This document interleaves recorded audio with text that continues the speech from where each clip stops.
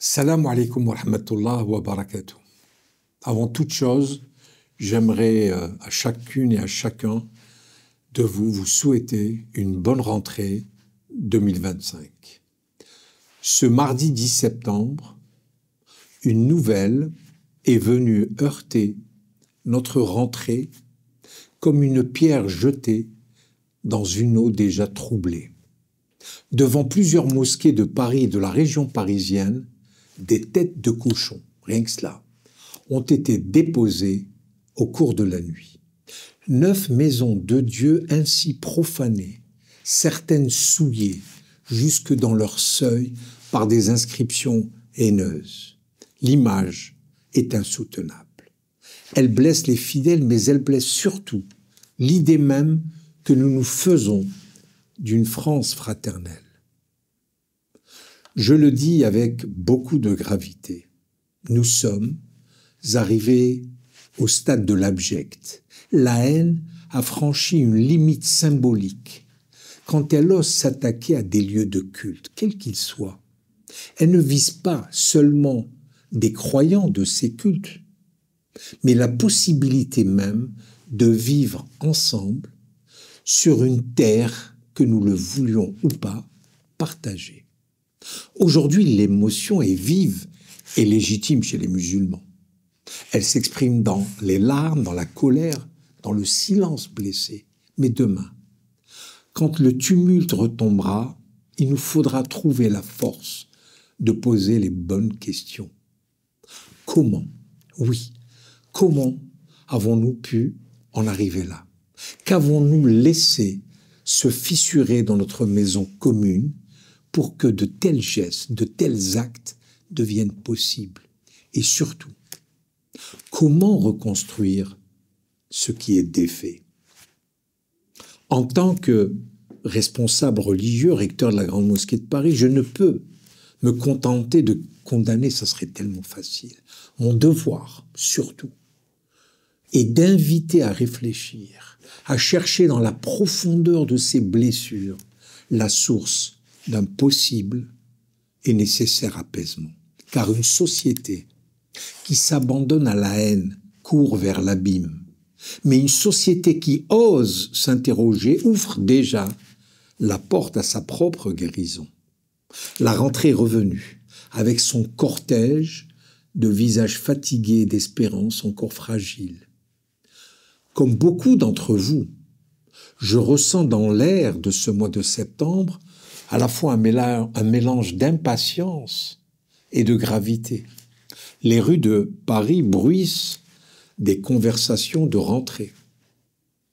Mais derrière les mots ordinaires, l'école, le travail, la politique, se devine une tension beaucoup plus sourde, beaucoup plus insidieuse, comme si chacun portait en lui une inquiétude que les autres devinent sans la nommer, sans la désigner.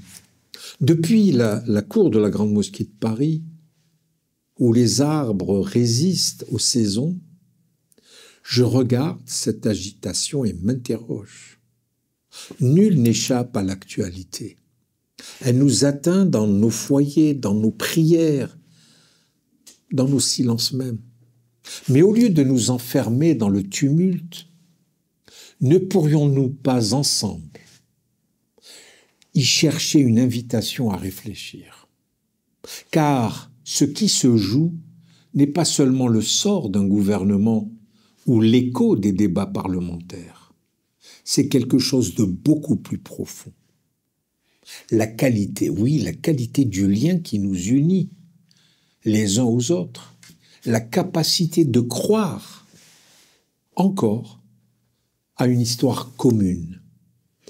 C'est à cette méditation que je voudrais vous convier pour ce billet de rentrée. Prendre un pas de recul, comme on s'écarte d'une place trop bruyante pour mieux écouter la respiration de la ville.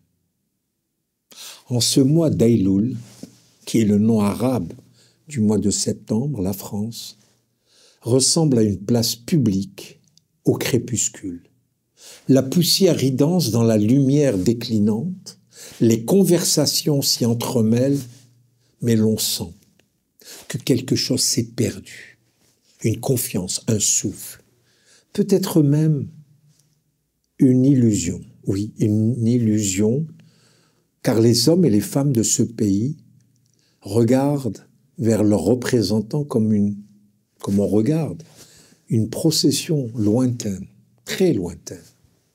On entend le bruit des pas, mais on ne distingue plus les visages.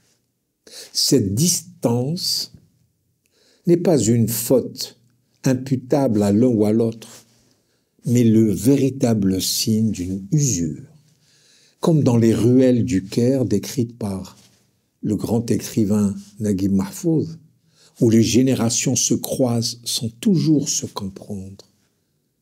Le peuple et ses gouvernants semblent habiter des mondes parallèles, séparés par un mur invisible. Les uns cherchent à gouverner dans l'urgence. Les autres aspirent à un horizon qu'ils ne voient plus tracé. Hannah Arendt l'aurait dit autrement. Le monde commun, oui, le monde commun, c'est fêlé. Ce monde commun n'est pas fait de lois ni de décrets, mais de la certitude intime que les paroles échangées sont portées par une confiance partagée.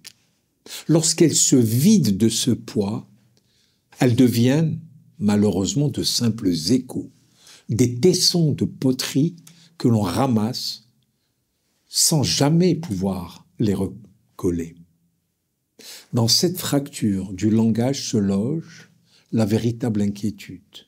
Ce n'est pas seulement l'État qui chancelle, c'est la possibilité même d'habiter ensemble une histoire commune.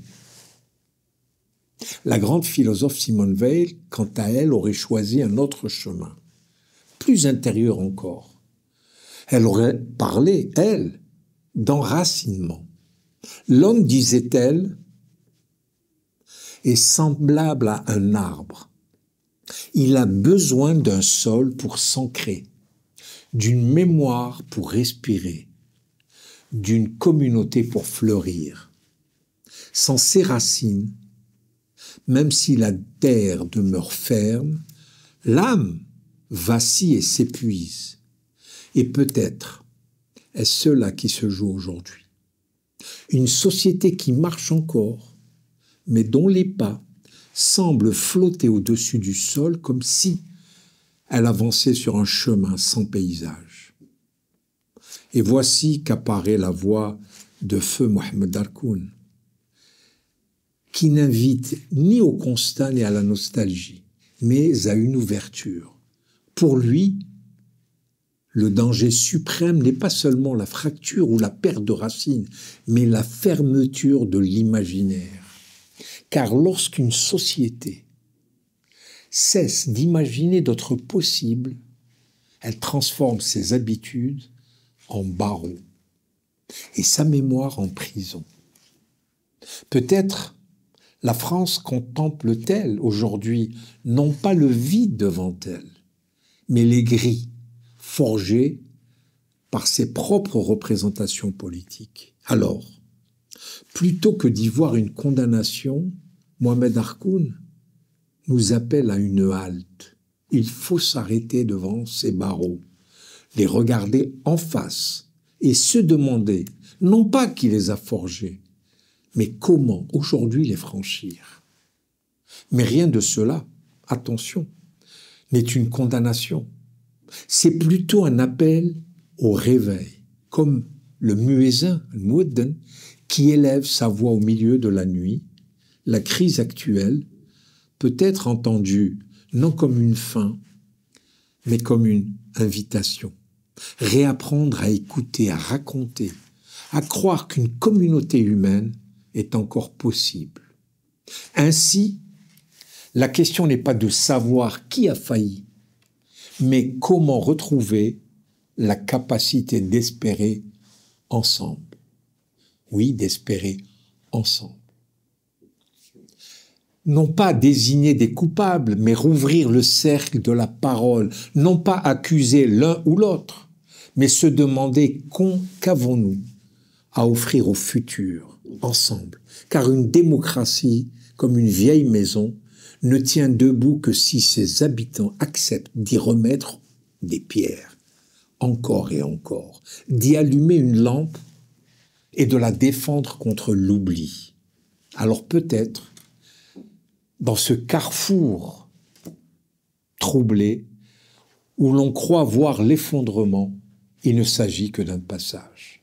Et peut-être que ce peuple et cette classe politique fatiguée de s'ignorer finiront enfin par se retrouver comme deux voyageurs perdus qui, au détour d'une ruelle, découvrent qu'ils marchaient vers la même aube. À bientôt. Wassalamu alaikum wa rahmatullah wa barakatuh.